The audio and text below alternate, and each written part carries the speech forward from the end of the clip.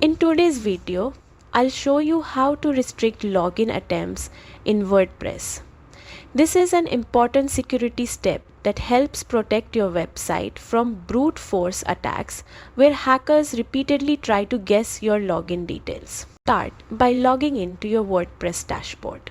From the left menu, open the plugin section and click Add New.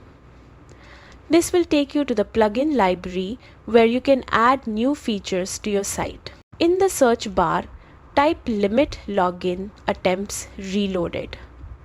When the plugin appears in the results, click Install Now. After the installation finishes, click Activate to enable the plugin. Activation is necessary for the security rules to work on your site. Once activated, you will notice a new menu item called Limit Login Attempts in your dashboard. Click on it to open the settings page. Here, you can control how many login attempts are allowed before a user is temporarily locked out, as well as how long that lockout lasts. The default settings work well for most websites and offer a good balance between security and user convenience.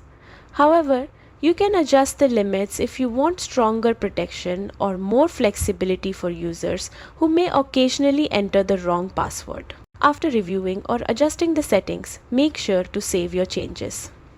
That's it.